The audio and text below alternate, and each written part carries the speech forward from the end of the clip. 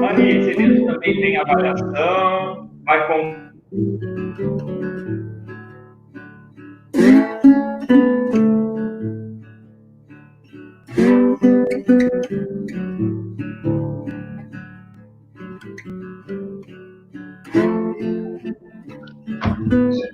Você tem que tirar o som, hein? Senão atrapalha aí.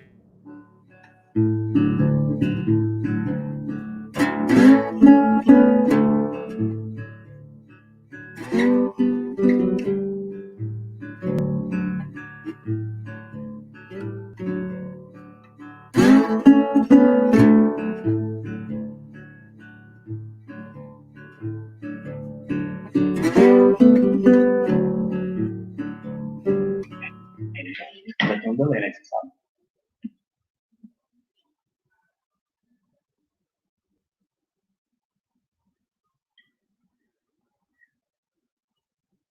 Boa noite, galera do meu Brasil! Como vocês estão? Tudo bem? Cada um na tua casa, isso é importante, mas o mais importante é estar em casa e adquirir conhecimento, adquirir informação. Esse é o grande objetivo do nosso grupo Top RH. Hoje a gente está trazendo para vocês um webinar que, na verdade, ele é um temperinho de um prato principal que será servido dia 19 de novembro, que é o RH Top Talks. Isso mesmo. Nós tivemos esse evento o ano passado, foi presencial, foi no Centro de Convenções Rebouças, a gente teve um auditório lotado, 200 pessoas ávidas em receber informação sobre People Analytics. Esse ano, obviamente, como vocês sabem, por causa da pandemia, nós tivemos que cancelar o presencial. Porém, não deixamos você sem a informação. A gente está criando esse congresso online. Dia 19 de novembro, a gente vai trazer o tema Tecnologia e Employee Experience. E olha, tem gente legal. Eu, se fosse vocês, acessavam depois o link para conhecer um pouquinho mais sobre esse evento. Olha, a gente tem Heineken confirmado, a gente tem a Magalu confirmada, a gente tem TOTUS, a gente tem grandes empresas, tá? Essas são só algumas, mas a gente tem grandes empresas trazendo grandes temas para serem discutidos, tá? Então, vale a pena vocês conferirem lá. Mas antes disso, a gente tem os nossos apoiadores e eles vêm trazer um pouquinho, né, do que será esse grande evento, tá? E eu aproveito para agradecer os nossos patrocinadores de hoje, mas também do evento. Infojobs, Solids, Qualicop, GUP. E os nossos apoiadores, Greenpeace, Jobcam, Grupo Troca, Suria, Social Base e BWG, tá? Agora, antes disso, agosto, a gente tem um grande congresso digital também, 100% gratuito, e que a gente está trazendo as empresas indicadas ao prêmio Top of Mind para falar um pouquinho. São 7 salas, durante 5 dias, é o Top 5, que vocês também receberão um link, vocês também poderão acessar, tá? Dia 17 a 21 de agosto, gratuito, 5 dias, 7 salas, em cada sala a gente tem mais ou menos 3 empresas que vão trazer cases, vão trazer o que está acontecendo lá internamente, projetos que deram resultado, eles vão compartilhar com vocês todas as suas experiências, para que vocês também possam ter como exemplo e, de repente, aplicar na empresa de vocês. Não é legal isso? E outra coisa, vamos saber de onde vocês estão falando? Por favor, escrevam aí para a gente, o estado, se quiser falar a cidade, o que vocês fazem. Vamos fazer um networking digital, já que a gente está falando tanto em lives, em digital, que tal a gente fazer esse networking digital para que as pessoas saibam com quem elas estão ali compartilhando essa informação. Fechou? Então é isso. Vamos então trazer o Daniel. Ele vai falar sobre endomarketing digital. Dicas para uma comunicação interna inteligente. Daniel, é com você. Vamos lá? Bora lá. Muito obrigado, Delvio, pela apresentação. Muito obrigado aí a todos que estão participando. Muito obrigado aí, RH Top Talks, pelo convite. Vai ser um prazer aí dividir um pouquinho dessa minha experiência com vocês. A gente está com quantas pessoas online, Delvio? Só para eu ter uma ideia aqui. Espera aí que eu já vou me informar e lhe falo. Só um instante. Legal. Pode dar sequência aí que eles vão me informar daqui a pouco que a gente fala. Tá, bacana. Que bom, então que a gente tem a oportunidade de trocar essa ideia sobre endomarketing. Eu preparei uma apresentação para vocês. Vou dividir aqui, compartilhar minha tela para poder mostrar alguns dados. Ok. Então, gente, endomarketing digital. E antes de mais nada, fiz Daniel, só te interrompendo, 95 pessoas a gente tem por enquanto. Olha. Legal, hein? Bacana. Obrigado, galera, aí, pela audiência de vocês. Muito obrigado mesmo aí a todos os 95 presentes e em breve tenho certeza que chegarão mais. Gente, então, endomarketing digital, né? Primeiro ponto que eu queria abordar antes de aprofundar os conceitos, que é um tema que eu ainda sou bastante questionado sobre isso, principalmente quando dava aula em alguns programas de pós-graduação, qual o conceito, né? É endomarketing, é comunicação interna, é comunicação com empregados, o que na prática, qual é o melhor conceito para ser aplicado? Ponto 1. E ponto 2, é a quem pertence essa atribuição nas empresas. É do RH, é do marketing, é da comunicação. E aí o primeiro ponto que eu vejo é que essa discussão, para mim, né, já estou há quase 20 anos na área, já são 19 anos e meio, ela está ultrapassada. Ela já não faz mais sentido discutir a teoria, o conceito, a quem pertence a atribuição de comunicar para engajar o colaborador, de comunicar para prestar serviço ao colaborador, ou de comunicar para treinar o colaborador. O que importa é que as atividades necessárias sejam feitas. O que importa é mudar o mindset para esse novo momento que a gente vive, que é um momento do digital. O que aconteceu com a nossa vida fora das empresas?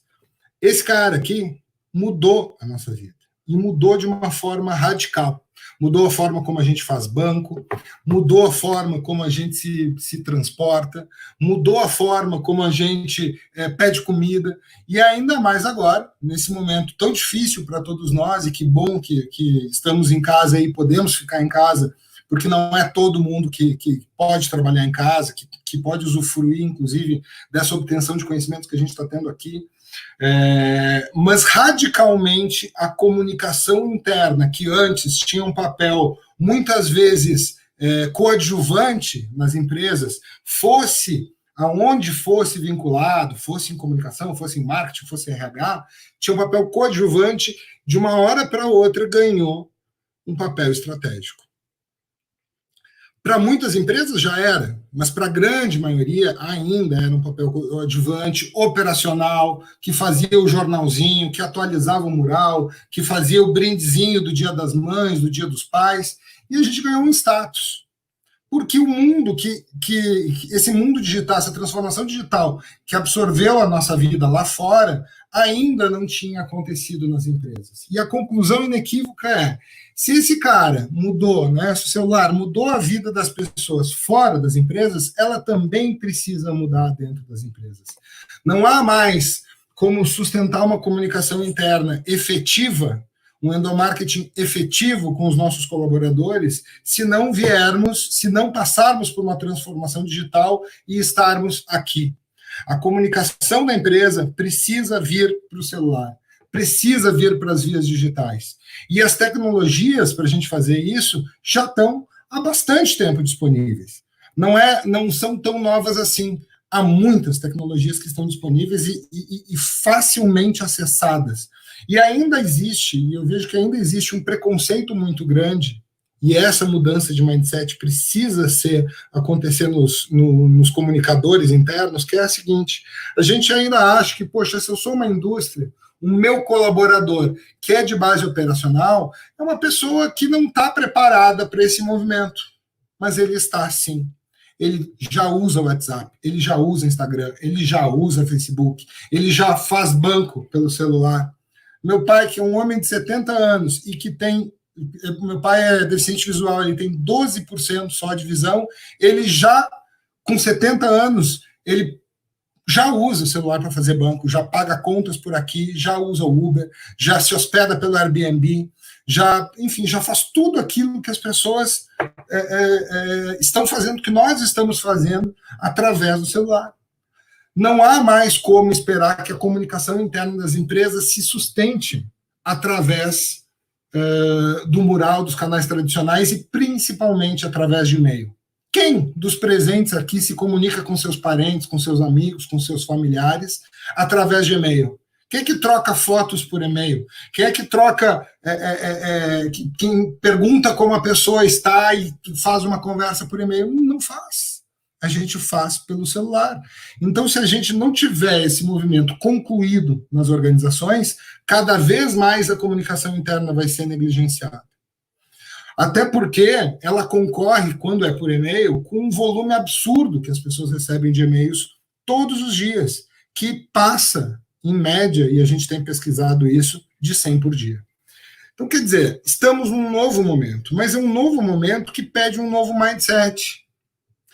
Um mindset que passa pela nossa compreensão do perfil do colaborador.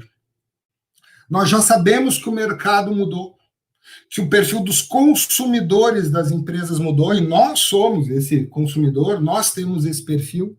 Se mudou lá fora, mudou também o perfil do colaborador das empresas. São pessoas que, como nós, estão famintas pela verdade. Precisam de transparência. Mais do que nunca, a transparência ganhou um status extremamente relevante nas empresas. E quando a gente fala em transparência, quando a gente fala da verdade a ser comunicada, isso tem a ver com processo também. Tem a ver com velocidade com que corre a informação. Nós sempre nos preocupamos, para quem trabalha especificamente com comunicação interna há muitos anos, a grande preocupação que eu tinha lá atrás, há 20 anos, quando eu criei minha primeira agência de endomarketing, e que perpetuou-se até agora ainda em muitas empresas, sempre foi com a logística da informação. E eu sou de um tempo, né, que quando a gente fazia um vídeo do presidente da empresa, para uma rede de farmácias que tinha 234 filiais espalhadas na região sul do país, a gente gravava 234 CDs e mandava por malote. Isso ia chegar 7 dias depois. E hoje, aqui, é ao vivo, na hora, de um jeito prático, de um jeito simples, de um jeito fácil. Então, quando eu falo de transparência associada a processo, eu estou querendo dizer também que a logística rápida, descentralizada, porque digitalizar é descentralizar também, ou seja, acabou aquele processo de comunicação que a gente tinha antes, que se uma área precisava falar para todos os colaboradores, ela passava pela comunicação interna, para a comunicação interna fazer o comunicado, validar com o diretor A, com o diretor B, com o demandante, e quanto tempo isso leva até que chegue para as pessoas. E é claro que nesse meio tempo, o que prospera? Se não a Rádio Peão, ou a Rádio Corredor, ou o Boato. E aí, vejam, eu recentemente participei de um webinar, a convite da SC Gás, em Santa Catarina, que se chamava Boato Não é Fato, Fake Não é News, onde a minha parte foi falar sobre o boato interno, sobre a fake news interna e como ela se cria.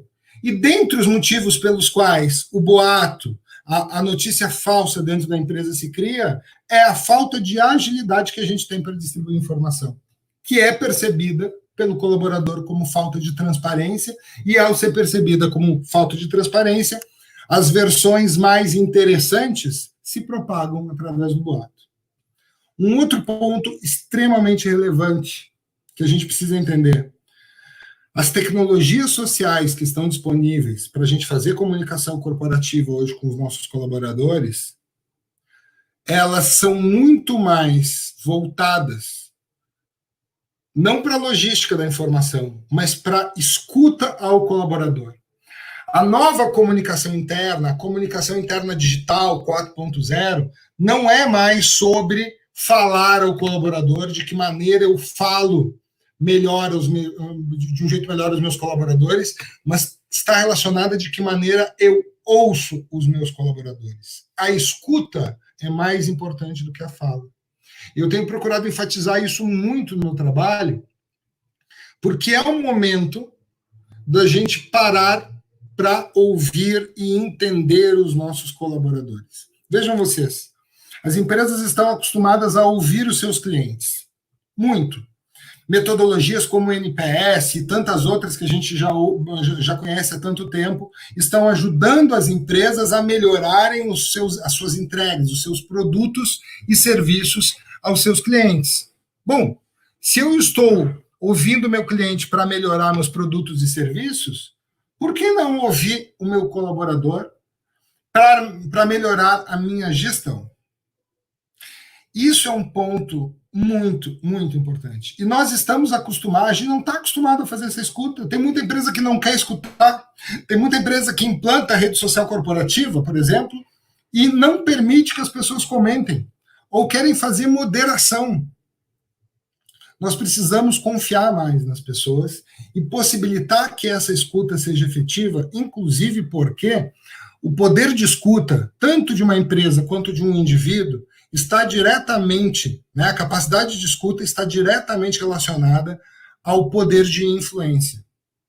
Por exemplo, via de regra, pessoas que têm falas potentes, falas influentes, são pessoas que também, aliás, pessoas que escrevem bem, são pessoas que leem muito e leem materiais qualificados. É ou não é? Ou seja, a qualidade, a potência, o efeito da linguagem escrita que sai de mim é proporcional à linguagem escrita que entra em mim. O poder de influência da minha fala para qualquer pessoa, para eu influenciar minha filha, minha esposa, meus colaboradores, é diretamente proporcional ao quanto eu escuto essas pessoas. Porque as pessoas acreditam muito mais naquilo que elas dizem do que naquilo que a gente diz a elas. Então eu preciso saber sobre as crenças e valores da minha filha, dos meus colaboradores, dos meus amigos, das pessoas com as quais eu me relaciono, para quando eu precisar influenciá-las, eu ter falas potentes baseadas nas crenças e valores delas, nas necessidades e expectativas delas. Então, se eu quero bem atender o meu colaborador, e eu ouço muito nas empresas pessoas me dizerem assim, as pessoas não se interessam pela comunicação, ou a gente comunica alguma coisa e as pessoas não leem. Só tem um jeito de resolver isso, e não é fazendo mais comunicação, ou implantando mais canais. É aumentando a relevância do conteúdo. E para aumentar a relevância, a importância, o valor agregado desse conteúdo, eu só consigo se eu ouvir as pessoas para as quais esse conteúdo é destinado, gente.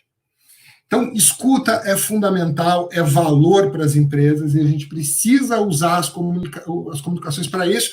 Depois eu vou, inclusive, falar de alguns exemplos.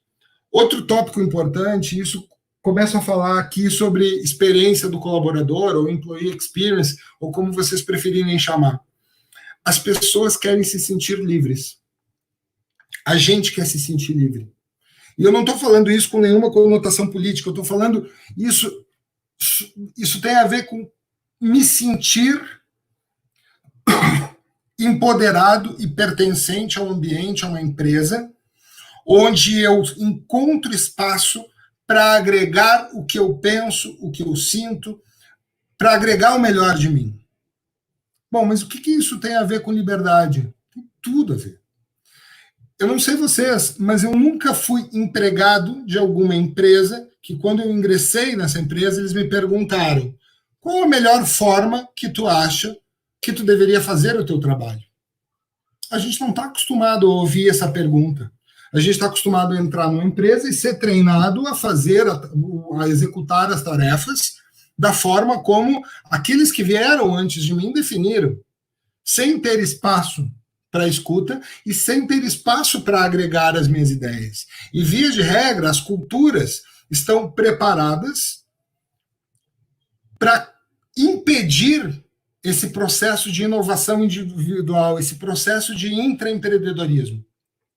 As empresas que estão registrando crescimento exponencial, que nasceram nesse novo mundo, que já nasceram disruptivas e com um outro mindset, essas empresas, via de regra, são empresas que nasceram com a possibilidade de conceder ao colaborador liberdade, que nasceram com uma mentalidade de possibilitar aquele colaborador autonomia para inovar, para intraempreender e para trazer aquilo que de melhor ele tem para entregar para a empresa, como dizia o Steve Jobs, né, de que adianta contratar pessoas inteligentes e dizer a elas o que fazerem. Nós contratamos pessoas inteligentes para que elas nos digam o que fazer. E isso é um espaço que se cria, que precisa ser criado nas organizações hoje, a partir da escuta também. Porque é este espaço para inovar e para intraempreender que cria o contexto capacitante organizacional, em que a comunicação tem um papel fundamental para que a experiência do colaborador, para que o employee experience mais potente, mais relevante se verifique, que é o trabalho em equipe. O slide está fora de ordem, me perdi aqui. Bom, eu vou voltar para esse, eu vou para o trabalho em equipe, depois eu volto sobre a conexão, me desculpem aqui o roteiro. Essas coisas acontecem. Para proporcionar o item mais importante da experiência do colaborador, que é trabalho em equipe. E sobre trabalho em equipe, vamos parar para pensar como é que as questões... Vocês estão vendo que eu estou com muito calor aqui, né? Devia ter ligado o ar-condicionado, não quero sair para fazer isso agora. Deixa assim. Bom, como é que... Vamos falar sobre trabalho em equipe. O que acontece nas empresas? Vamos pensar nas realidades de vocês. A gente faz divisão de tarefas ou a gente faz trabalho em equipe? E a minha hipótese é, a gente está muito mais preparado para fazer divisão de tarefas do que trabalho em equipe. Como era os trabalhos de escola lá do passado, que, por exemplo, tinha que apresentar um resumo para a professora de literatura sobre o livro A Moreninha. E aí eram 3 que faziam o trabalho, alguém lia o capítulo 1 e 2, alguém lia o capítulo 3 e 4, alguém lia o capítulo 5 e 6, e depois a gente juntava tudo e cada um fazia uma parte lá na frente da sala de aula, é ou não é? Será que o cenário das empresas não é mais parecido com isso? Quando, na verdade, o bom trabalho em conjunto seria todos nós lemos o livro A Moreninha, nós nos encontramos juntos antes da apresentação para discutir as nossas percepções, as nossas ideias. Aquele que melhor de nós escreveria o trabalho, aquele que melhor de nós apresentaria o trabalho e todos ganhariam a mesma nota. Esse seria o conceito, certo? De trabalho em equipe. Por que acontecem as reuniões de alinhamento nas empresas, se não para garantir que a divisão de tarefas está andando ao mesmo tempo? Quando, na verdade, não importa se elas andam alinhadas, mas se elas estão convergindo. Ou seja, se elas estão indo para o mesmo lugar. E eu prefiro muito mais o termo convergência do que alinhamento, né? Porque convergência tem a ver com isso. Nós vamos escalar o Everest. Você vai pela face norte, ou eu vou pela face sul, alguém vai de helicóptero e todos nos encontraremos lá no topo. Não precisamos fazer reunião de alinhamento. A gente confia um no outro. E se está marcado que chegaremos lá dia tal horário, todos faremos o máximo esforço para lá nos encontrarmos. E trabalho em equipe se ganha com mais comunicação. Vejam vocês, e aí só para responder a pergunta, né, vão respondendo aí individualmente. Nas empresas de vocês, tem problema de comunicação entre áreas?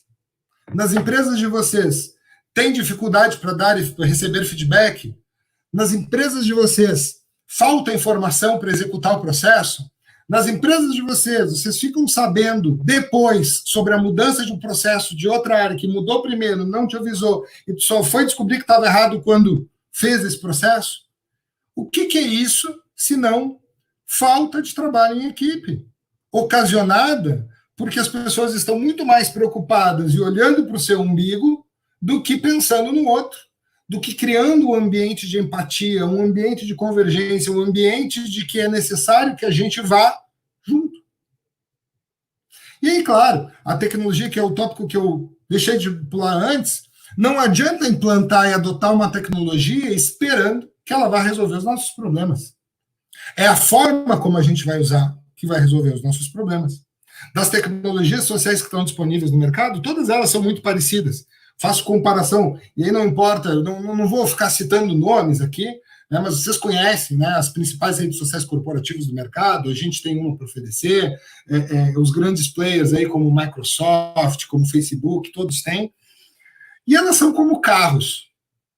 Tem o Onix, tem o Uno, tem o HB20, tem vários carros que são carros de menor valor, e tem os Mercedes, as Ferraris. Agora, todos eles têm 4 rodas, todos eles têm direção, todos eles têm câmbio, todos eles têm motor, e todos eles, independente da tecnologia, do conforto, do preço, do status que proporcionam, todos eles nos transportam do ponto A para o ponto B. Todos eles são capazes de nos levar até lá. Eu posso ir com mais velocidade, com mais conforto, com mais status, mas eu chego lá. Então, não é exatamente a tecnologia, mas a forma como a gente pilota. Os bons pilotos, os bons motoristas que vão conduzir esse processo, não importa o veículo, vão chegar lá do mesmo jeito se souberem trilhar o caminho certo e conduzir esse veículo da melhor forma. E isso não depende da tecnologia, não depende do offline, do online, depende do offline. Afinal de contas, aí voltando, né, acho que eu saí do roteiro, tudo converge para o trabalho em equipe. E é por isso que eu fiz aquelas perguntas para vocês, porque vejam só, nesse período que eu trabalho já com comunicação corporativa, eu fiz diagnóstico de comunicação, tem uma metodologia que está, felizmente, aí entre as mais reconhecidas no mercado, que já foi aplicada em 62 corporações brasileiras. Empresas como Brasil Foods, Votorantim, NET, Sicredi, Andrade Gutierrez, Norte Energia e tantas outras, né, que eu já tive a oportunidade de trabalhar. Espero que algumas aqui, ThyssenKrupp, estejam participando. E nessa metodologia, que é aplicada em diferentes corporações, eu cheguei a algumas conclusões de que as empresas são muito parecidas.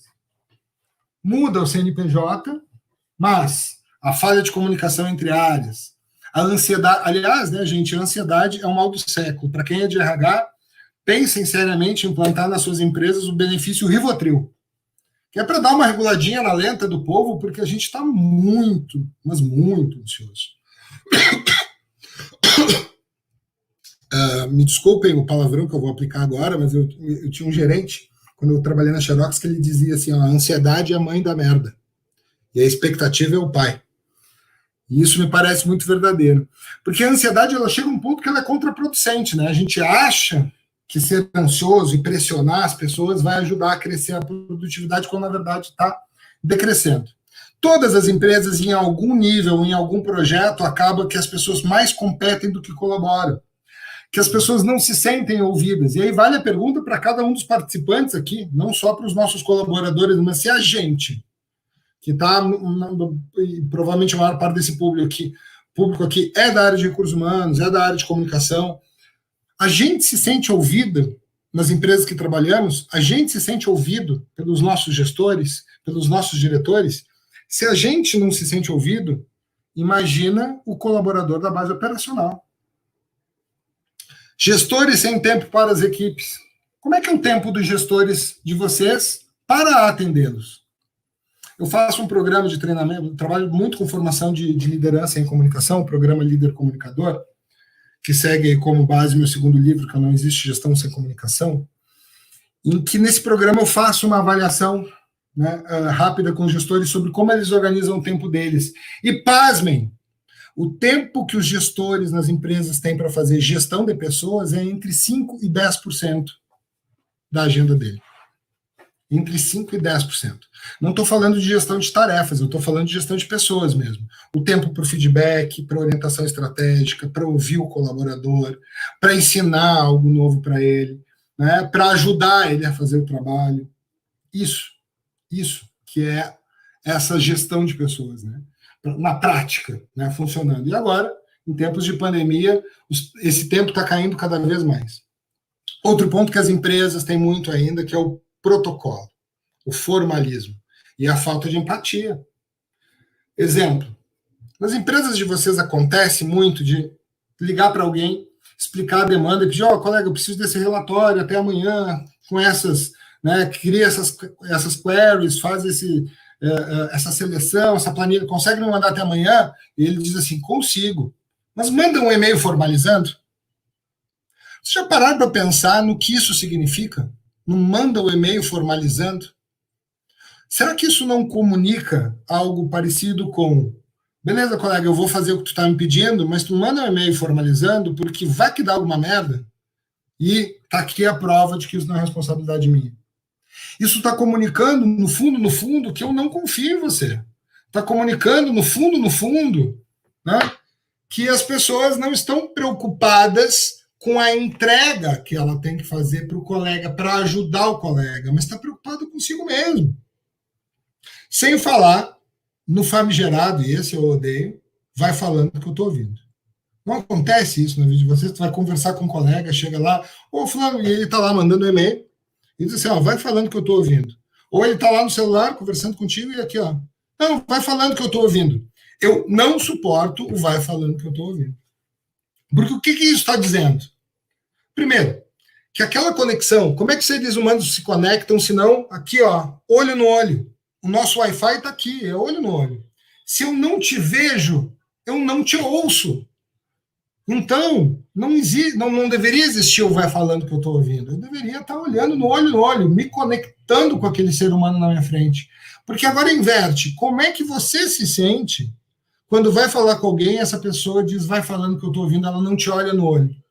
Qual é a emoção que paira dentro de ti quando tu vai falar com alguém, essa pessoa não se conecta contigo e se conecta no e-mail? A gente não se sente importante. Quando é que tu vai falar com teu marido, namorado, esposa, filho, e ela tá lá no celular dando risada, vendo vídeo no TikTok e não te olha no olho? E que emoção isso provoca, se não raiva? É raiva o que a gente sente lá no fundo. Não é raiva alta, porque raiva, se os nossos sentimentos, para quem viu aquele filme não é divertidamente, eu acho que é divertidamente, sim, que as emoções estão no cérebro de uma criança lá, e que as emoções entram em conflito, enfim, elas têm as aventuras delas lá, mas os nossos sentimentos, eles são como cores primárias, né? E a raiva é um sentimento primário, que está dentro de nós. Eles vão se combinando com outros, vão formando a vergonha, a ansiedade, a tristeza. E não só são cores, como tem intensidades nessa escala. Então, eu posso estar sentindo raiva no volume baixinho, né? Um potenciômetro no nível 2 ou lá no 50. No 50 é quando eu surto. Mas aquela emoção de estar falando com alguém que diz, vai falando que eu estou ouvindo, ela está produzindo um sentimento ruim dentro de mim. Está me gerando uma frustração, uma mágoa. E isso eu até me acostumo, mas a emoção não sai lá de dentro. E essa emoção é o principal ruído de comunicação que acontece nas empresas, porque ela prejudica, né? Ela prejudica as relações entre as pessoas, ela prejudica a efetividade. Aquele diálogo que vai se estabelecer a partir do momento que eu disse, vai falando que eu estou ouvindo, que a pessoa está sentindo raiva, a partir daquele momento, jamais vai ser 100% efetivo. Vai ser prejudicado, né? Então, não há como a gente melhorar a comunicação na empresa sem melhorar a comunicação entre as pessoas.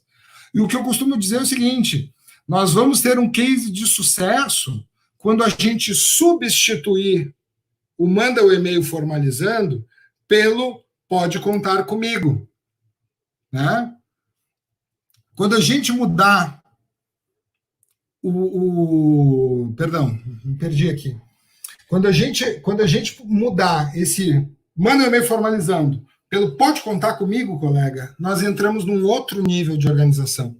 Quando a gente mudar o vai falando que eu estou ouvindo, pelo, ok, colega, eu estou à tua disposição, pode falar, ou melhor, se eu não posso falar agora, para uma negociação, dizer, colega, eu não posso falar contigo agora, mas daqui a 5 minutos, daqui a 2 dias, daqui a 1 mês, eu vou estar 100% dedicado para te ouvir.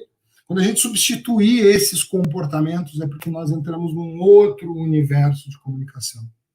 Porque nós entramos num outro nível de confiança entre as pessoas, que é base essencial, fundamental de uma comunicação efetiva.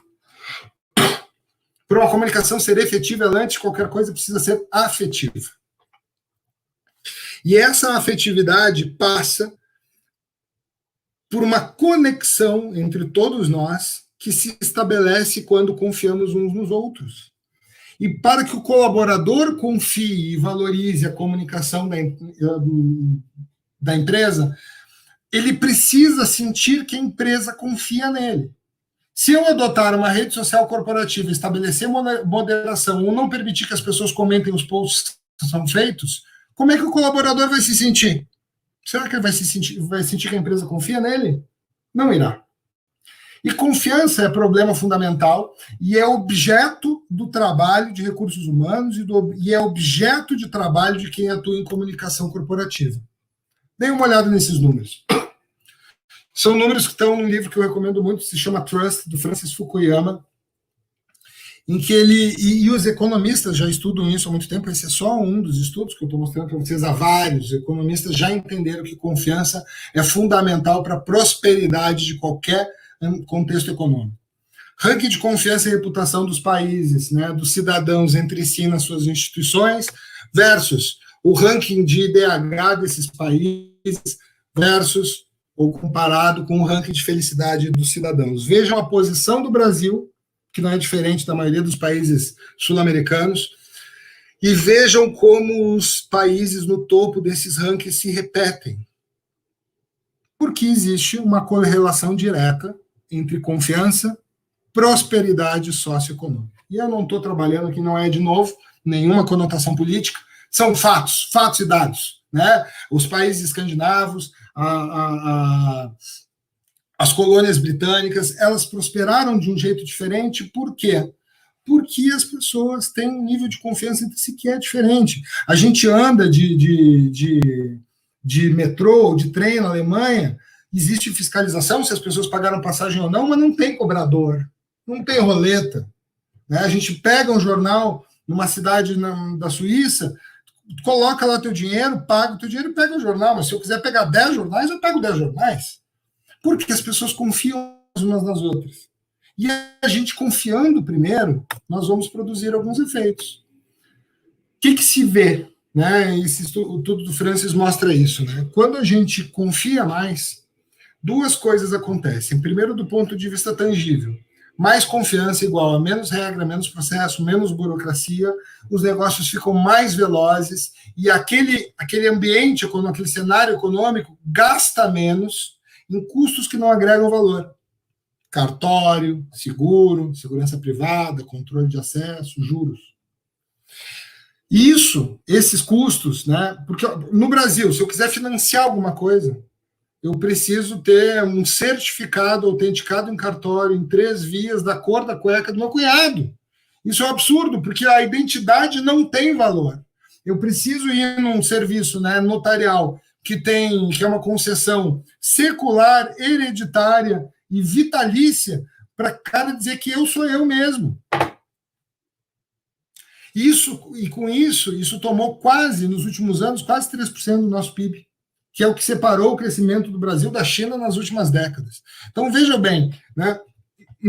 Burocracia, protocolo, formalismo, e-mail formalizando, tira eficiência, tira velocidade, tira celeridade. Vamos fazer um seguinte paralelo, não sei quem tem conta em algum banco digital, mas basicamente há vários que entraram no mercado. Todos esses bancos digitais, para eu abrir uma conta, eu não preciso de uma cópia da minha identidade autenticada. Eu coloco lá meu endereço, coloco lá meu CPF, eu tiro uma foto do meu documento e mando para o banco. Agora pense você, será que se esses bancos digitais tivessem contratado os diretores de compliance e os diretores de controladoria dos maiores bancos privados do país, os bancos seculares, será que eles conseguiriam ter feito isso? Não. Eles precisaram de pessoas com novos mindsets que confiaram primeiro. E ao confiar primeiro, tiveram como retorno pessoas mais propensas a colaborar, mais propensas a prosperar em conjunto, menos resistentes, mais voltadas, né, mais voltadas ao longo prazo, mais voltadas ao coletivo do que ao individual. Tem um restaurante em Santa Catarina, eu não lembro se é a cidade de Porto Belo de Navegantes, que é um restaurante, isso saiu na imprensa lá, foi no início do ano passado, na verdade, que o dono desse restaurante optou, né, ele, diante aí de escassez de mão de obra, ele optou pelo seguinte, era um buffet por peso, ele optou por tirar o balancista e tirar o caixa. Ou seja, nesse restaurante o próprio cliente serve seu prato, põe na balança, tem lá o bloquinho, o talão, ele anota qual é o peso, ele vai lá, pega o refrigerante que ele quer beber, ele anota, e aí quando ele vai embora, ele passa lá no caixa, tem as maquininhas de cartão, ele próprio opera a maquininha, tem um manualzinho de instruções ali para quem tiver alguma dificuldade, ele paga seu valor, ou por aproximação, e tem um caixa em dinheiro, que eu mesmo faço meu troco, pago e vou embora. Esse restaurante registrou um aumento de faturamento de 40%. Ou seja, confiar primeiro traz retorno, traz resultado, a gente prospera na confiança. As pessoas tendem a colaborar muito mais, porque de onde nasce a colaboração, né? Ou a competição? Tanto a competição quanto a colaboração têm origem na mesma coisa, que é a escassez de recursos. Se a gente está imaginem, né, como se formaram as civilizações lá atrás. Precisava tinha lá um rio, tinha lá uma montanha, tinha lá um alimento, tinha lá uma árvore. Diante daquele recurso que é escasso, que não é suficiente para todo mundo, duas hipóteses. Ou eu vou competir e eu vou brigar e vou submeter um grupo para que o meu prospere, ou nós vamos juntos colaborar para que todos tenhamos aquele recurso. E, basicamente, o mundo se dividiu entre os que querem dividir, compartilhar, colaborar, e os que querem competir, aqueles que querem para si. Essencialmente, o mundo se dividiu, e hoje o que a gente está vendo no Brasil também é essa disputa. A gente está vendo essa disputa no mundo ainda, entre os que querem dividir, compartilhar e os que querem só para si. Não é diferente nas empresas. Por que eu falei de confiança antes para a prosperidade das nações? Porque se vale para a prosperidade econômica, socioeconômica de uma nação, a desburocratização, a descentralização, a colaboração, a eliminação do manda e-mail formalizando, em substituição ao conta comigo, colega, se vale para uma nação, vale para uma empresa. Empresas mais ágeis são empresas que eliminam burocracias inúteis, que colaboram mais entre as pessoas, que seguem a lógica da abundância ao invés da lógica da escassez, em que os gestores estão mais predispostos a colaborar do que a competir, a compartilhar do que a querer para si. Quando nós levamos isso para a comunicação interna digital, duas coisas acontecem. Primeiro, a lógica da evolução disso e em que bases ela acontece. Num primeiro nível, quando a gente migra para esse contexto, estamos no nível da comunicação, quando a gente conecta as pessoas. E aí a comunicação interna está acontecendo. Suplantada esta etapa em que nós conectamos a todos, conseguimos trabalhar em conjunto. Quando a gente trabalha em conjunto, a gente começa a gerar, compartilhar e produzir conhecimento. E feito isso, a gente passa a convergir por propósito, atendendo não só a necessidade do colaborador, como também os interesses dele.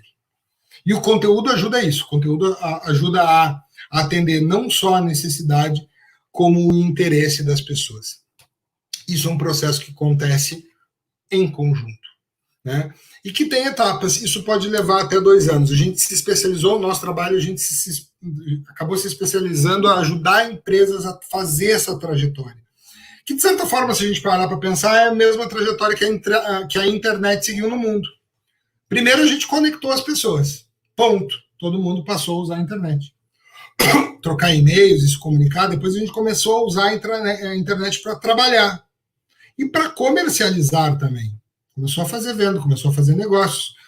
Depois a gente começou a lógica que trouxe, né, que os negócios como Uber, Airbnb e tantos outros, foi a lógica do compartilhamento. Né? Se eu tenho um recurso escasso e alguém tem 2 apartamentos ou tem um carro que não está sendo ocupado e que pode dar carona para alguém, ele também pode estar a serviço dessas pessoas. A gente começa, a partir da colaboração, da comunicação e do trabalho em conjunto, começa a ver que pode dividir as coisas e que pode fazer isso também com informação, com conhecimento. E se tudo isso der certo, o nosso propósito, que pode ser um propósito de uma empresa ou de uma nação. Olha os casos lá, né, da Eslovênia, da Croácia, e o que está acontecendo através da transformação digital. Né? Vamos olhar para essa realidade também desses países que se digitalizaram com esta finalidade. E aí o seguinte, né, trazendo mais para o micro, para a realidade de uma organização, toda empresa tem uma gestão e toda empresa é uma cultura, certo? Vejam os verbos que eu usei. Tem gestão, é cultura. A identidade, que é indissociável, que faz parte desta empresa, que diz quem nós somos, e a gestão, que determina o que fazemos e como fazemos. O lado racional, que é a gestão, o lado emocional, afetivo, que é a cultura. O propósito da empresa pertence à cultura. A estratégia pertence à gestão. A gestão é temporária, imutável, dinâmica. A cultura também muda, mas ela muda de um jeito muito mais lento. Ela é muito mais permanente, muito mais duradoura, muito mais estanque. A comunicação interna está ali, entre essas duas coisas. É a comunicação interna que conecta a gestão e a cultura de uma empresa. É a comunicação interna que congrega a dimensão tangível dela com a intangível. E a comunicação interna que faz sentido é a que faz sentir, porque toca o coração das pessoas, que é onde a cultura habita. E promove a estratégia na mente das pessoas, né? Porque é na mente que a estratégia fica. Eu costumo dizer que o colaborador engajado é aquele que tem o propósito no coração e a estratégia na cabeça, que é onde essas coisas habitam. Em que a razão e a emoção estão juntas. E isso é fruto também de não só da comunicação que a gente fala, que a gente entrega, que tem todo esse processo logístico que eu falei para vocês, mas isso é fruto dos diálogos que a gente proporciona. E esse diálogo começa com a escuta. Vocês já viram que como é chato conhecer alguém novo e essa pessoa só fala de si, só fala de si, só fala de si, só fala de si. Isso entedia, não é? Quando a gente conhece alguém, começa a namorar, por exemplo, nós estamos muito interessados naquela pessoa. E aquela aproximação só acontece porque eu me interesso pelo que ela pensa, pelo que ela sente, porque eu faço perguntas, porque eu quero saber a história dessa pessoa, porque eu quero saber do que ela gosta, para que a gente encontre coisas em comum. E aí os relacionamentos se formam.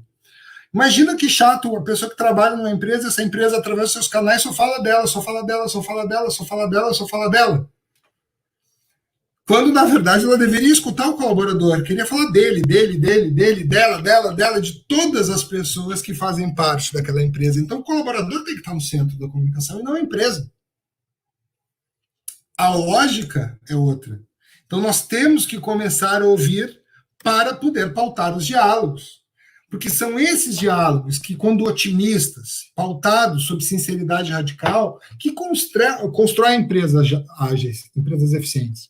Tem um livro que fala sobre isso, que eu gosto muito, um livro de uma autora chamada Kim Scott, se chama Radical Candor em inglês, em português é Psicologia, eu tenho um livro, agora não lembro, mas a autora é Kim Scott, eu ganhei esse livro, né, de uma colega, é um livro excepcional, fala sobre sinceridade radical nas empresas e como que a gente tem que pautar os diálogos, e como que a gente tem que pedir a escuta, não só na relação gestor-colaborador, mas num contexto maior. Olha o exemplo de comunicação que eu vou dar. Imaginem vocês o principal executivo de RH de uma organização, ou o CEO de uma organização, tanto faz.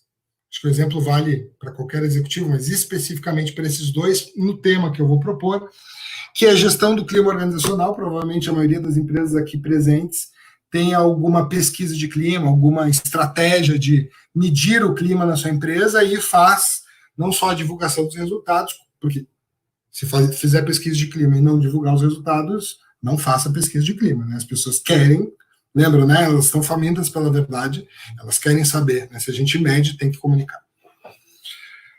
Mas vamos lá, fiz a pesquisa de clima, a gente divide os resultados e tem planos de ação de melhoria. Imaginem a seguinte comunicação através de uma rede social corporativa, aplicativo, intranet, até intranet, vamos lá.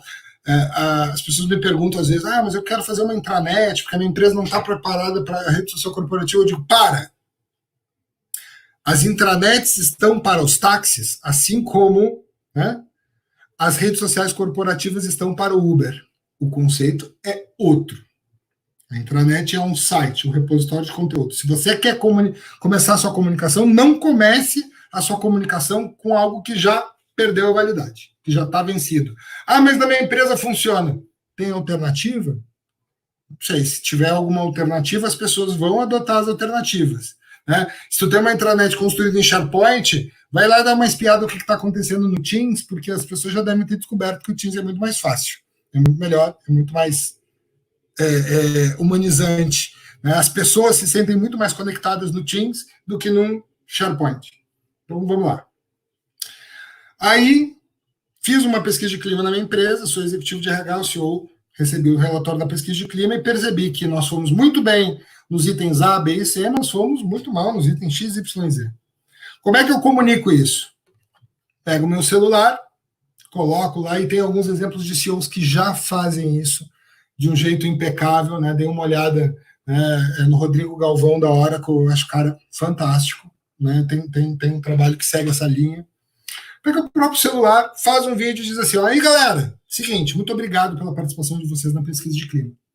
Fomos muito bem nos aspectos A, B e C, não fomos tão bem assim e podemos melhorar nos aspectos X, Y, Z. Estou aqui compartilhando com vocês nesse post o relatório da pesquisa aqui com os principais resultados anexos. E na semana que vem vai ter uma reunião com os diretores da empresa onde a gente vai discutir o plano de ação de melhoria. Por favor, nos comentários desse post, deem as suas ideias, deem as suas sugestões, porque são as sugestões de vocês que vão nos ajudar a fazer o melhor plano de ação para melhorar o clima e transformar o clima dessa empresa em algo, num contexto muito melhor do que ele é hoje. Valeu, comenta aí, fala aí. Olha a potência que essa comunicação teria. E eu não preciso iluminação, videomaker, grande edição. Não, fiz no celular dele, velho. Fiz no celular e pediu para o colaborador falar. Isso vale para N outras possibilidades de comunicação, onde o vídeo, né, o vídeo do CEO, o vídeo do executivo tem uma potência enorme, seja para reconhecer ou seja para pedir escuta. Peçam escuta. Peçam para o colaborador falar e acolham aquela fala, porque também não adianta. Porque, vamos lá, eu não conheço empresa e não conheço ser humano que tenha se desenvolvido somente através de elogios. As críticas constroem. É na dureza que o espelho nos proporciona quando a gente se olha através do outro que nos critica, que nós crescemos. Quem melhor para saber se eu sou um bom pai do que as minhas filhas? Quem melhor do que a minha esposa para avaliar se eu sou um bom marido? Quem melhor que os meus pais para saber se eu sou um bom filho? Quem melhor do que os meus colaboradores, as pessoas que trabalham na minha equipe, para avaliar se eu sou um bom chefe, um bom gestor?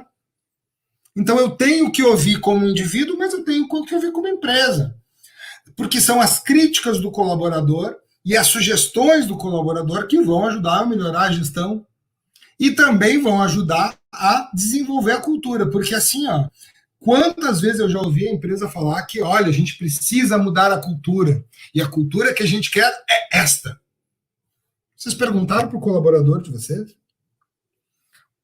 Como que a gente faz isso? Ou nós vamos decidir isso nessa sala aqui, só com os executivos? Só com os caras que não sobem no poste, que não atendem o paciente, que não apertam os parafusos, que não tiram o leite, que não fazem o alimento.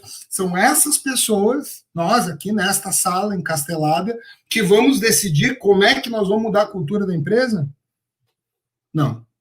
A estratégia da empresa acontece lá embaixo. A cultura pode até ser uma consequência do que a gente faz nessa sala. Mas quando a gente abrir essa sala, a gente derrubar esse muro, a gente pegar esses muros, derrubar e usar essas pedras que estão no muro para construir pontes com as pessoas, aí nós vamos mudar a cultura. E aí a empresa vai passar a ser cada vez mais efetiva. E aí as pessoas vão se engajar cada vez mais. E engajamento, eu gosto de fazer uma diferenciação importante aqui, porque os conceitos que a gente trabalha têm a ver com isso, né, os conceitos que eu estou trabalhando com vocês. Primeiro que ela é diferente de motivação e muitas vezes ela é usada como sinônimo. Não são sinônimos. Motivação é o impulso inicial que me leva a fazer alguma coisa. E o engajamento é a força que me faz concluir bem feito aquilo que eu comecei, aquilo que a motivação provocou. O que leva o maratonista até a linha de partida e faz com que ele comece a corrida é a motivação. O que faz com que ele conclua bem feito, que ele conclua aquela maratona, é o engajamento. Mesmo que ele não seja o primeiro, ele quer superar a si mesmo. Então, o engajamento tem a ver com o futuro. A motivação tem a ver com o passado. A motivação é o que me traz até aqui. O engajamento é o que me faz concluir, é o que me leva para frente. Passado e futuro convergem. Então, estratégia tem a ver com o futuro. Logo, tem a ver com engajamento. Pode ser que os valores, os atributos, os valores da empresa, os valores culturais, e também o pacote de benefícios, a remuneração, ou o EVP, né, que é o Employee Value Proposition, pode ser que isso seja excepcionalmente atrativo, mas ainda assim é motivacional, me traz até aqui. O que me faz concluir bem feito é propósito, é estratégia, é futuro. Futuro é engajante. Se o colaborador não consegue ver a empresa no futuro, ele não se vê nesta empresa no futuro dele. Passa a ser um relacionamento sem planos. Muito bem. Não sei se eu falei isso, eu acho que o Devo falou no início, mas parênteses. Fique à vontade para fazer perguntas, né? Eu devo acabar meu conteúdo dentro em breve, vamos ter um tempo aí para responder essas perguntas com o maior prazer. Se fosse presencial, já ia ter dito para vocês, me interrompam, levantem a mão, que eu quero ter mais interatividade, a gente vai dialogando junto. No online já é um pouco mais difícil fazer isso, mas, por favor, né, se vocês tiverem perguntas, eu vou ter o maior prazer de responder no final, dentro em breve, em poucos minutos. Então, vamos lá. Engajamento é futuro. Engajamento tem muito mais a ver com potencial e não com performance. Ou seja, se João tem potencial de entregar, vamos supor, que o referencial de desempenho da empresa, de performance, aliás, não desempenho, para determinada função, seja 10 vendas mês. Eu tenho 2 vendedores que entregam 10 vendas mês. Porém, um deles, João, tem potencial para fazer 15 e está entregando 10. E Pedro, que tinha potencial para fazer 10, para fazer 8, aliás, está entregando 10. Pedro está entregando 20% a mais, 25% a mais do que ele poderia ser, a 8 para 10, 25, né? Então ele está entregando mais do que ele foi preparado, capacitado, tinha experiência para fazer. E o outro está entregando menos do potencial que ele tem. Quem está mais engajado, se não, que agora eu nem lembro se é João ou é Pedro, aqui eu confundo os lados, desculpa, eu acho que é Pedro. Quem está mais engajado? Certamente é o cara que está fazendo mais do que ele está preparado, mais do que o nível de senioridade e maturidade dele diz na curva de desempenho dele. Enquanto o que está fazendo menos. E o que a gente vê nas empresas, via de regra, porque a empresa é um conjunto, também não é só prazer, ela também é sofrimento.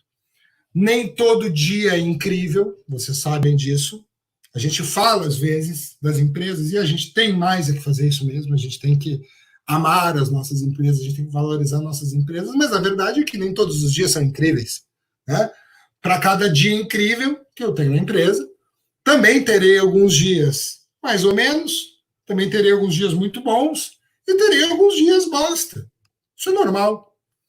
A proporção e a quantidade dos dias incríveis versus os dias muito bons e os dias mais ou menos e os dias bosta é o que cria, né, esse contexto capacitante que eu falo para a gente cumprir a estratégia e juntos chegarmos lá.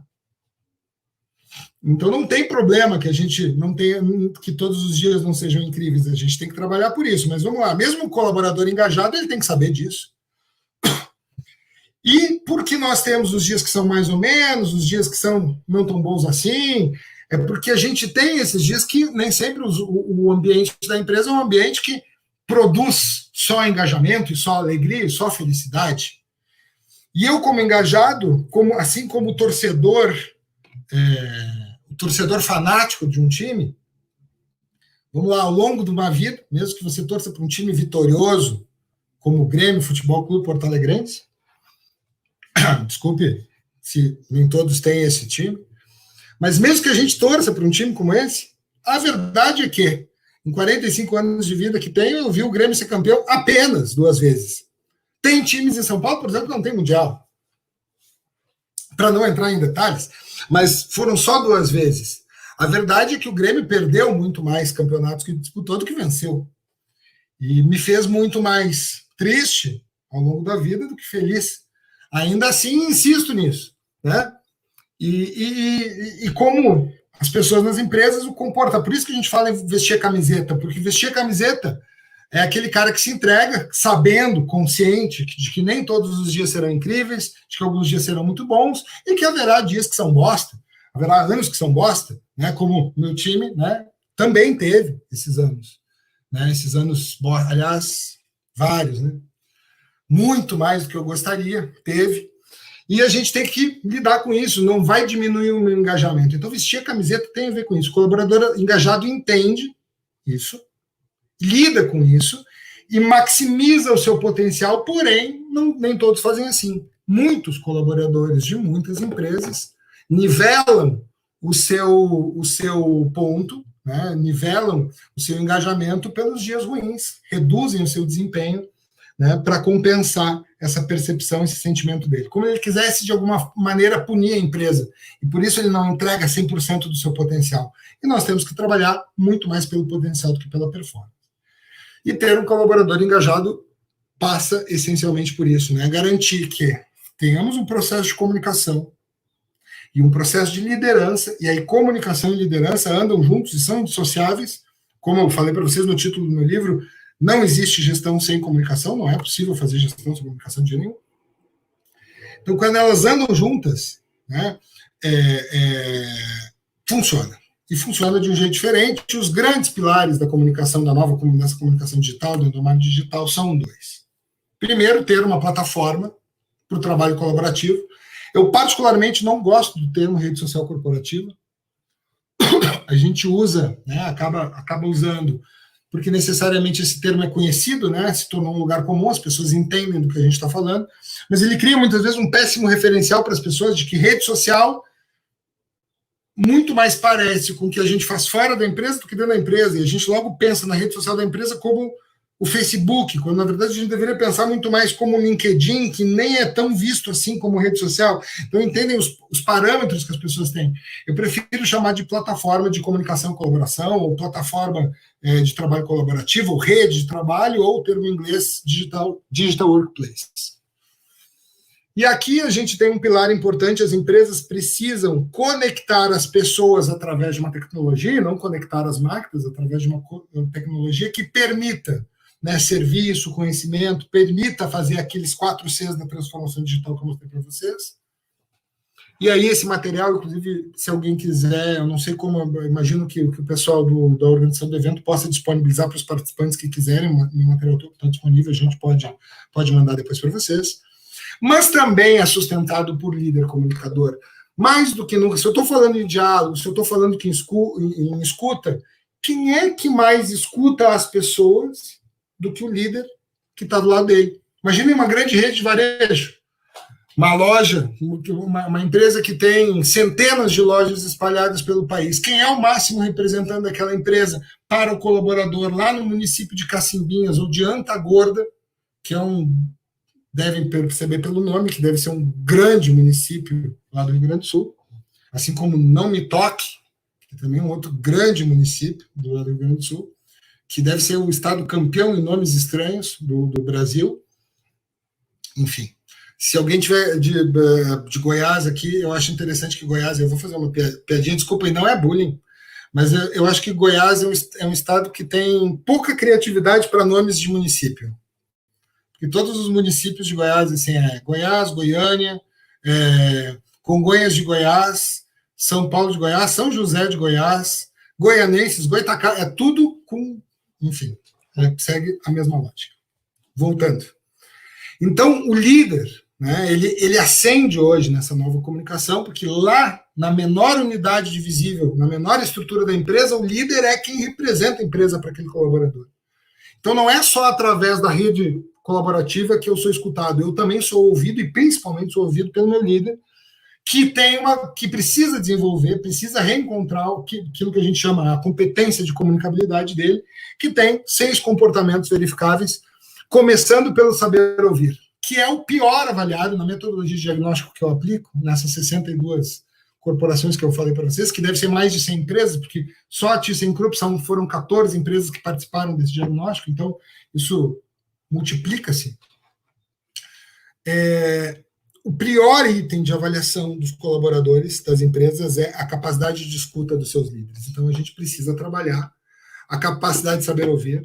A segunda é a capacidade de dar feedback. As pessoas estão acostumadas, parece que o líder está acostumado, programado, para só dar feedback quando tem avaliação de desempenho. Meu Deus, como é que eu vou avaliar o trabalho de 1 ano da pessoa, de 6 meses da pessoa, em uma reunião de 30 minutos? Que eu fiz a ficha na véspera. Faz sentido. Né? O feedback tem que ser contínuo. Existe, e o mindset hoje é completamente diferente para isso.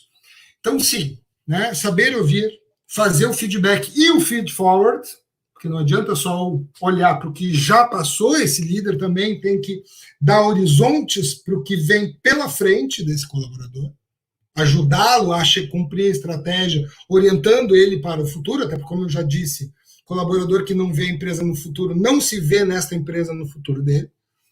Mas também o gestor que oriente para a estratégia. O gestor é um guia, né? A estratégia é onde a gente vai chegar, é um caminho.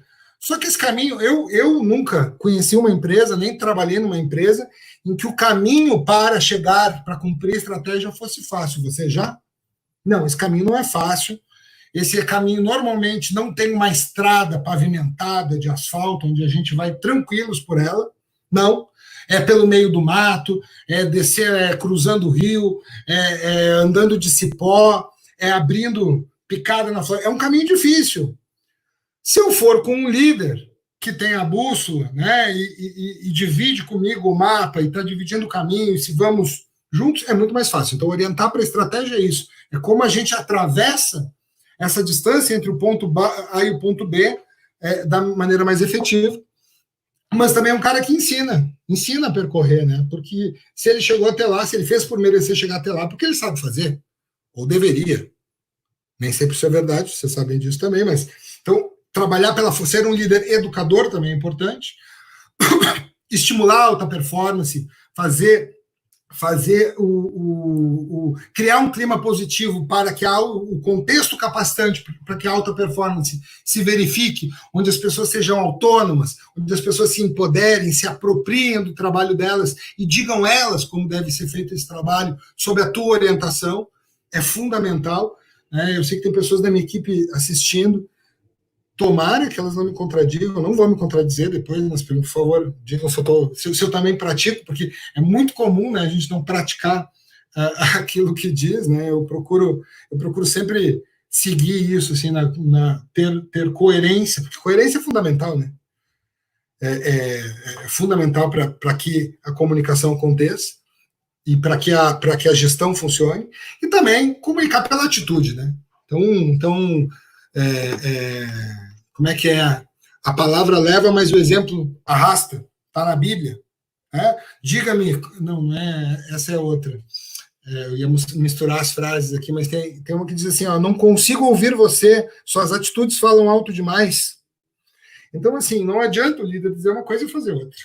Né? Isso compromete, isso destrói o trabalho de comunicação da gente. Destrói o trabalho de comunicação. Se eu faço um trabalho de comunicação que diz X e o líder diz X e faz Y, o meu trabalho de comunicação foi rasgado. Então, assim, a gente pode contratar a melhor agência de endomarketing do Brasil, ter o melhor software de rede social corporativa, ter uma equipe monstra de comunicação interna, e ainda assim o trabalho não ter efeito nenhum, porque o líder não foi treinado, preparado, e em muitos casos, né, porque a gente tem que proporcionar meios para ele se desenvolver, e em alguns casos não foi sequer substituído, porque talvez ele devesse ser substituído. Gente, ou os líderes mudam, ou mudarão os líderes, e precisam mudar os líderes. E nosso papel como comunicador também é fazer isso, ajudar a empresa a mudar esses líderes, a treinar esses líderes. E aqui umas dicas finais, né? Começando a pensar de dentro para fora, o cliente vem em segundo lugar. Essa é uma premissa que eu acredito muito, né? O cliente vem em segundo lugar, o colaborador em primeiro. Se eu conseguir proporcionar ao colaborador a experiência que eu quero que seja proporcionada ao cliente, que o cliente sinta, ele vai fazer o resto, né? Então, employee experience tem tudo a ver, e mais um pouco, com user experience, né? Tudo a ver. Então, a gente começa dentro de casa, né, olhando primeiro para o colaborador para que ele entregue a experiência para o usuário, para o cliente final, a melhor possível. Ouvindo esse colaborador, como eu disse para vocês, é tão ou mais importante como ouvir o cliente, né? Talvez não seja mais, mas é tão importante quanto. A gente precisa fazer isso, entendendo, gente, as pessoas são contratadas pelas empresas para tomarem decisões. E a decisão correta é a menor fração divisível da estratégia. Eu vou dar um exemplo rápido. Imagina que eu sou um motorista de ônibus e sou um cara altamente engajado na minha empresa.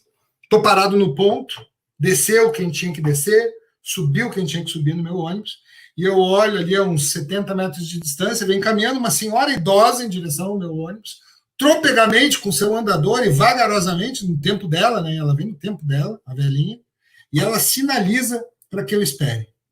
Suponhamos, né, como eu já disse, sou altamente engajado por essa empresa, o que eu faço? Se perguntem aí, gente, espero a velhinha ou deixo a velhinha para trás? Tenho certeza que a maioria de vocês respondeu que espera a velhinha. Mas, e se a missão dessa empresa for prestar serviço de transporte coletivo com agilidade, pontualidade e excelência operacional? Bom, nesse caso, foda-se a velhinha. Esse é um exemplo didático. É óbvio, né, que ele é um exemplo didático. Mas vamos pensar junto. Se a estratégia da empresa que foi formada para esse motorista é pontualidade, excelência operacional e agilidade, não tem outra decisão que não deixar a velhinha para trás e seguir a viagem dele, porque ele tem outras 40 pessoas, outras pessoas do ônibus que estão contando com isso também. O fato é que a gente está vivendo um mundo que não é mais de escolhas binárias. Não é deixa a velhinha ou leva ou espera a velhinha. Acabou esse mundo preto e branco. A gente está vivendo um mundo cinza, de escolhas plurais, onde a conjunção não é mais ou, né? Espero ou deixo a velhinha. É e. E aí o que a gente espera, o que a gente precisa que esse motorista entenda, nessa nova conjunção que adiciona ao invés de subtrair, que multiplica ao invés de dividir, eu quero que esse motorista tenha o seguinte direcionamento estratégico: é pontualidade, é excelência operacional, mas é também excelência de atendimento ao teu usuário do transporte público. Eu quero, então, que ele avance o ônibus em direção a ela, se possível for, né? Se não for um corredor de ônibus, se não for, né, o ligeirinho lá de Curitiba, que ele avance em direção à velhinha para pegá-la, né? Mas para que ela ande menos, para que eu economize o tempo. Eu quero um mundo onde as pessoas juntem, né, mente e coração para a tomada de decisão, fazendo sentido esta comunicação, e ela atenda na plenitude desse mundo dual. É isso.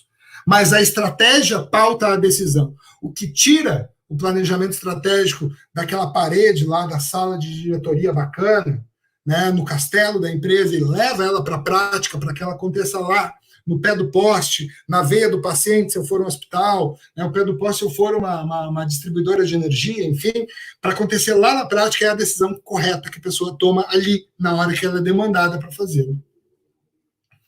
Já disse isso para vocês, né? Então falar de futuro é fundamental nas empresas, e um erro comum das áreas de comunicação é o seguinte: a gente sempre comunica o que já passou. Gente, A gente comunica o que já aconteceu. Os nossos canais retratam o que já foi, o que já teve. Quando a gente ia começar a comunicar muito mais sobre o que vai acontecer. O que vai acontecer é muito mais interessante do que o que já aconteceu. O que já aconteceu é reflexo histórico. E aí, claro, muitas vezes isso até cria um contexto, um ambiente de nostalgia nas organizações. E é impressionante como algumas organizações nostálgicas que eu já conheci, dessas organizações que são nostálgicas, até os colaboradores mais novos sentem saudade dos velhos tempos que eles nunca viveram. Acho isso impressionante. Outra coisa, não se esqueçam disso. Quem define, quem escolhe o melhor canal de comunicação interna da empresa não é o CEO, não é o diretor, não é o gerente de RH, não é você. Quem escolhe o melhor canal de comunicação interna da empresa é o colaborador. Ele que escolhe. Ah, mas as pessoas adoram mural. Você tem outra opção? Ah, mas as pessoas funcionam por e-mail. Será mesmo? Cadê a métrica? Vamos olhar a métrica aqui. Você tem outro canal mais interessante? Você tem um canal que funcione no celular da pessoa? Você tem um canal que ele possa curtir, possa falar, e que seja fácil, simples, bonito, em que tenha informação relevante, que ele queira ver? Bom, se você não tem, talvez os outros funcionem. Mas é ele que escolhe. Vamos dar a opção para o colaborador falar sobre isso. Tendência de mercado agora, para se encaminhar para o final. Eu comecei nessa área com uma agência de endomarketing, lá em 2001 para 2002. 2002, na verdade. E o que eu estou vendo é que cada vez menos campanha, gente. Cada vez menos campanha. As campanhas funcionaram muito. Né? A gente competia por campanha. Campanha sempre foi menos campanha, mais conteúdo. Mais conteúdo, que pode ser em vídeo, que pode ser em podcast, que pode ser em texto, que há várias formas de produzir conteúdo, mas o conteúdo está substituindo a campanha. Tem pouco valor hoje em dia, o Dia dos Pais, o Dia das Mães, o Outubro Rosa, Novembro Azul. Tem que fazer? Tem que fazer. Faz parte, mas a gente tem que gastar muito menos energia disso.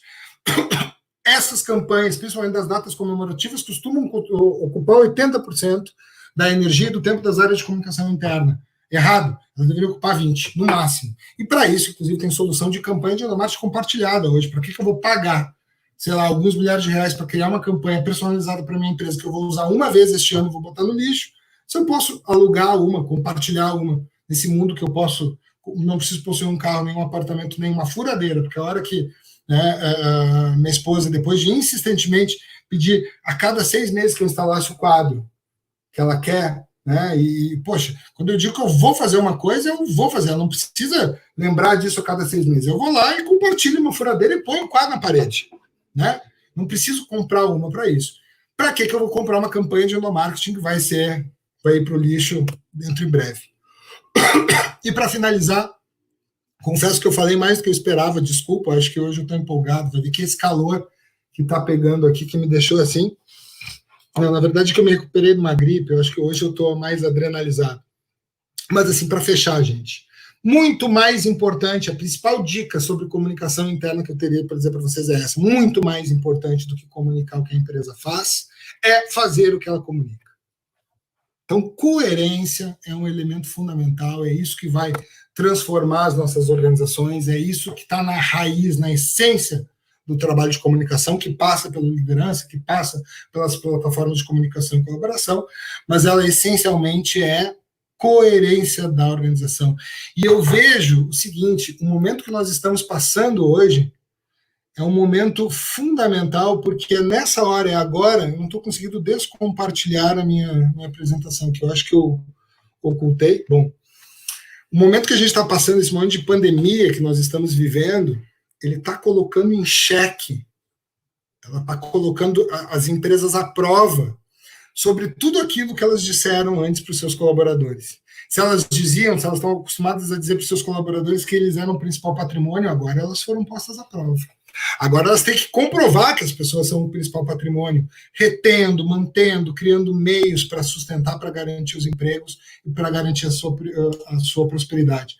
É isso, né? Coerência é fundamental, mais importante do que comunicar aquilo que a empresa faz, é fazer o que comunica. Muito obrigado, desculpa se eu cansei vocês aí nessa 1h15, e o tempo que a gente tiver para perguntas, eu fico aqui. Obrigado, Delvio. Obrigado, gente. Obrigado, Daniel. Palmas aí para você.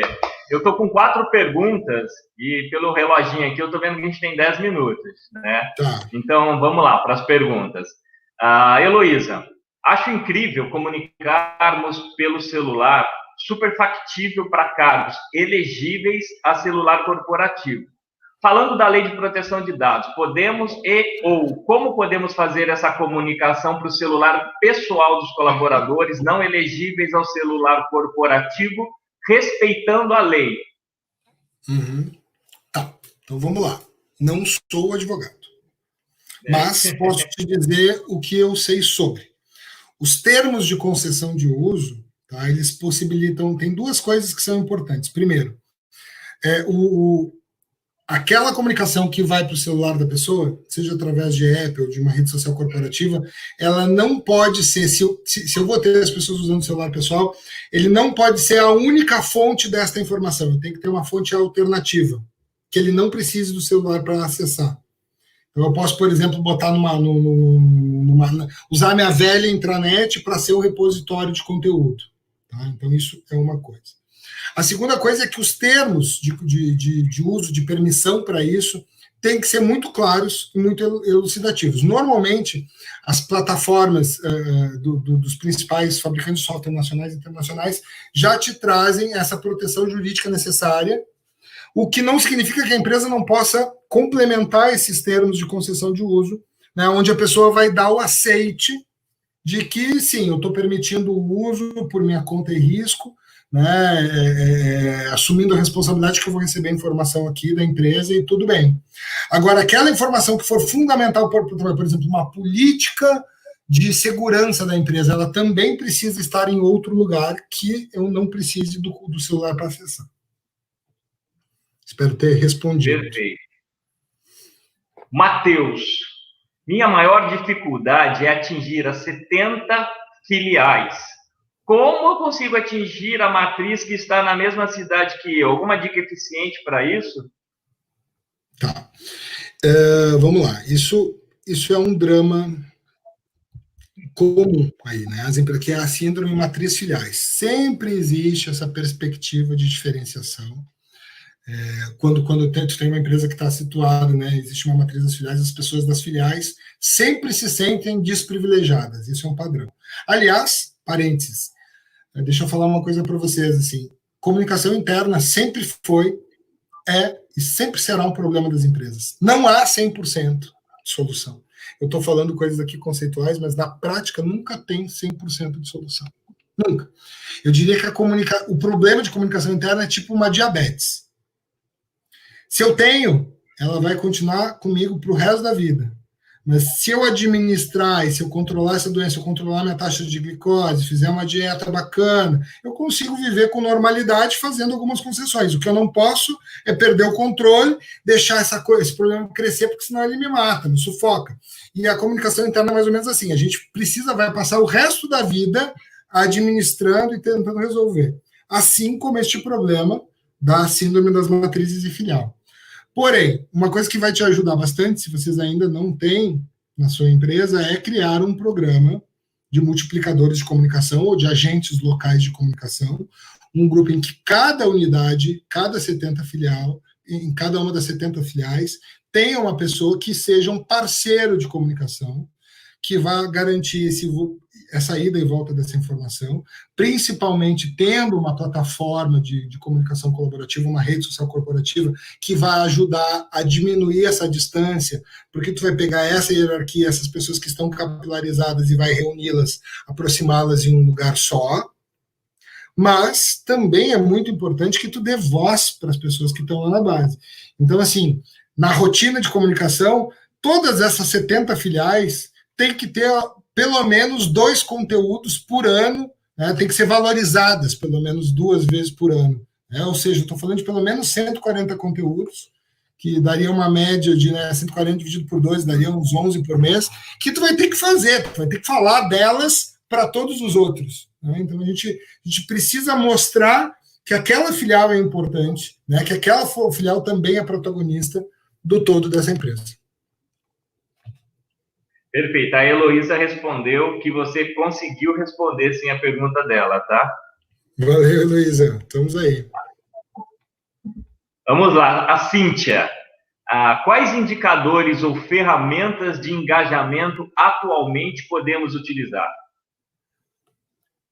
Tá.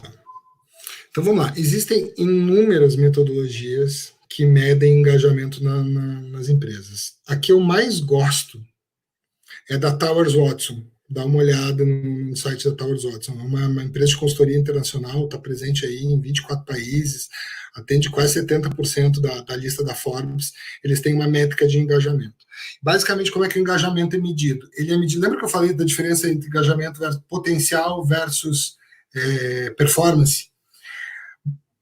As métricas de engajamento versam muito sobre o quanto que eu não entrego para a empresa. Por exemplo, eu vou perguntar para as pessoas algo do tipo: você acredita que o seu trabalho contribui diretamente para a redução de custos da empresa? O quanto você acredita? Dê uma nota de 0 a 10 para quanto você acredita que o teu trabalho contribui para a redução de custos. Dê uma nota, né, do quanto você acredita que o seu trabalho contribui para o crescimento da receita. Dê uma nota para o quanto você acredita que o seu trabalho contribui para a rentabilidade dessa empresa. Porque na métrica o que a gente começa a ver é o seguinte, que essas metodologias acabam diferindo e elas concordam que tem 3 grupos de pessoas nas empresas. Os caras que são altamente engajados, os caras que são moderadamente engajados e os caras que não são engajados. Ou, vamos chamar, aqueles que estão um pouco se fudendo, né?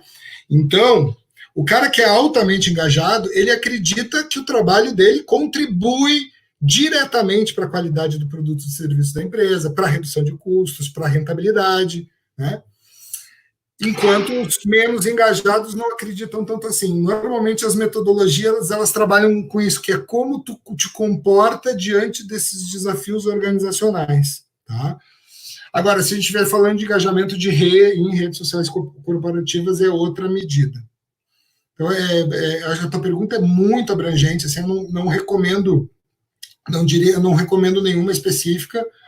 Eu tenho uma metodologia também que trabalha com isso, não é o foco principal do meu trabalho. Eu posso dividir se quiser me procurar depois, Cíntia, tem os contatos aí, enfim. Eu posso te ajudar mais a compartilhar alguns materiais sobre isso, mas eu ia fazer outra palestra. Se fosse falar só de engajamento, é outra palestra. Já vamos colocar você numa outra palestra aí para falar para o pessoal. Conta comigo. Mariana, diante dessa comunicação virtual, como manter essa relação de proximidade sem esse olho no olho? Bacana. Eu escrevi um artigo sobre isso recentemente, deve estar com a nossa assessora de imprensa, não sei que veículo vai sair, eu acho que até ela já conseguiu uma veiculação, mas que são 5 dicas eficazes para manter fazer a gestão no home office. Então, eu vou te falar algumas coisas. A primeira que eu costumo dizer é: não leve o trabalho para casa. Opa, peraí, mas você está trabalhando em casa? Já está trabalhando, como é que não vai levar o trabalho para casa? Quero dizer com isso, vamos criar limites claros entre o trabalho e a casa. Claro que tem coisas que vão acontecer, assim, eu vivo na live, eu tenho gatos, ainda tenho 3 gatinhos. Eu estou numa live, passa uma bunda de gato pela tela, ou a filha pede para descer, ou ela ou está com fome, ou chega comida, isso é normal. O que a gente tem que evitar é o seguinte: poxa, lembrei que eu tinha que ter mandado um e-mail para o meu chefe, eu tinha que ter dividido um relatório, e isso já está na hora da novela, que a família está ali, eu vou lá, paro tudo e vou para o notebook. Não faça isso, né? Assim como não cai na tentação de que são 10 horas e tu lembrou, putz, esqueci de estender a roupa da máquina. Não para o trabalho para estender a roupa da máquina. Então, cria, né? É bom ter uma disciplina sobre isso para não levar o trabalho para casa e nem vice-versa. Outro ponto, né? Controle a ansiedade ou ela controla você. A gente está vivendo um momento assim que parece que as pessoas estão numa competição por produtividade. Elas querem saber quem é que está mais ferrado de tempo, quem é que está fazendo mais reunião, quem é que participa de mais lives, quem é que participa, porque, nossa, né? Tudo para ontem. E é óbvio que isso está acontecendo, porque, vamos lá, algumas empresas cresceram. Imagina um iFood, quanto não cresceu, tomara que não sei se tem alguém do iFood, mas o iFood cresceu absurdamente, por razões óbvias, né? Durante a pandemia, né? É meio óbvio.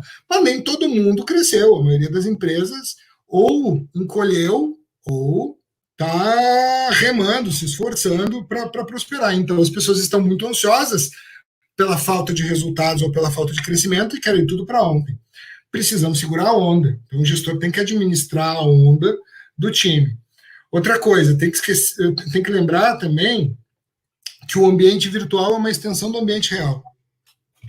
Se não tem diálogo, se tem diálogo fluido no ambiente real, tem que ter no virtual também. Quer ver um exemplo? Quantas e quantas conversas a gente faz na empresa durante o cafezinho? Né? O espaço do cafezinho é um espaço bacana, é um espaço importante.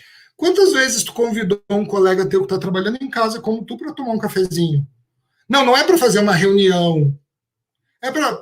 Galera, vamos fazer uma pausa, vamos tomar um cafezinho aí, liga, manda um invite, liga lá no Teams, no Blue Jeans, no Zoom, não importa a tecnologia que tu usa, e vamos tomar um café e vamos dar uma jogada de conversa fora, 10 minutos, não tem problema, vai ser bom para todos nós. A gente também quer isso. Né? Então, é um movimento que tem que ser feito. Eu sugiro muito que vocês façam essas pausas com as pessoas para falar merda, para falar do jogo, né? Porque agora o futebol não devia, mas voltou o futebol. Então, assim, vamos aproveitar, né? Para zoar do time que perdeu, do time que ganhou, vamos tentar viver um pouco mais parecido com como estava antes. Né? E isso tem que fazer parte. Tem que ter, sexta-feira agora a gente vai ter um happy hour, ok? Né? Acho que é bom fazer um happy hour no fim do dia ali, vamos tomar uma cerveja juntos, vamos conversar, vamos ver como...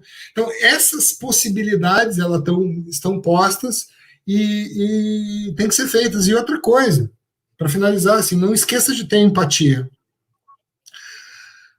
Assim, a gente às vezes esquece que, apesar da maioria de nós que estamos participando dessa live pela natureza do nosso trabalho, estarmos sim em casa, e podendo trabalhar em casa, muita gente não está podendo.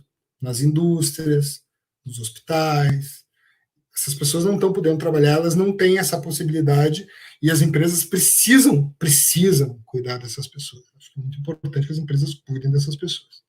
Mas a gente que tem essa possibilidade tem um sofrimento diferente, né?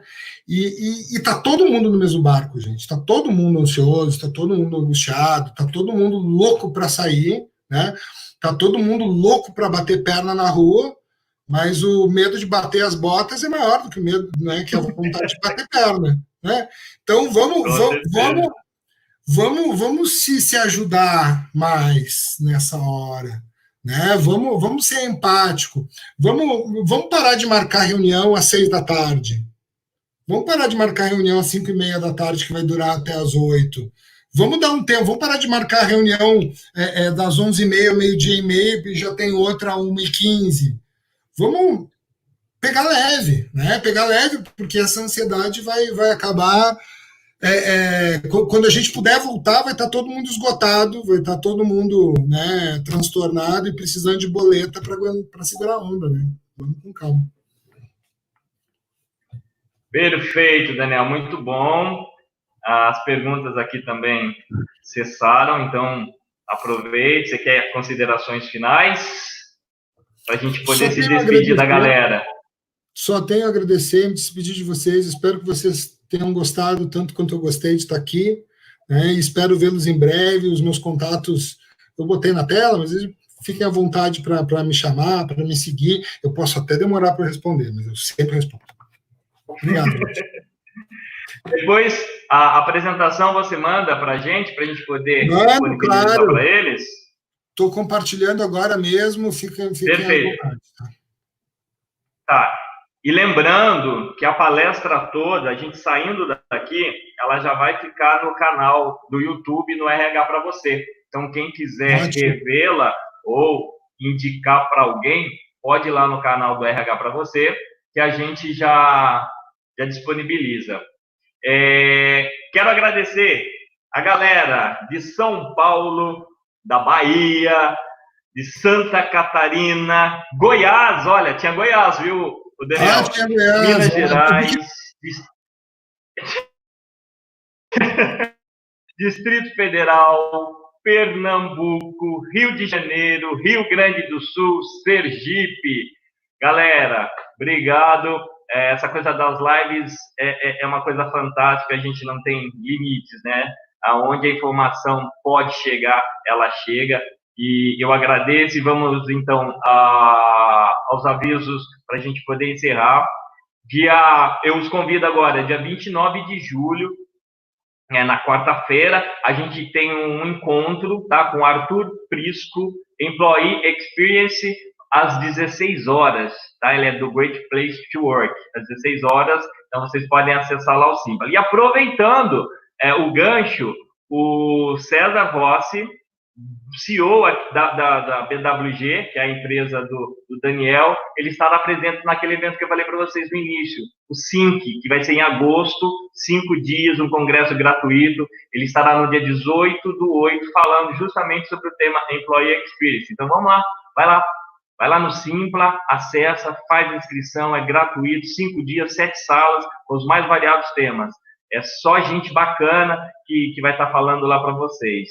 Tá? Agradeço mais uma vez os nossos patrocinadores do Talks, Infojobs, Solids, Qualicorp, Gub, e os nossos apoiadores, Greenpeace, Jobcan, Grupo Troca, a Suria, Social Base e a BWG. E, Daniel, agradeço demais aí a sua disponibilidade para falar para a gente nesse horário das 7.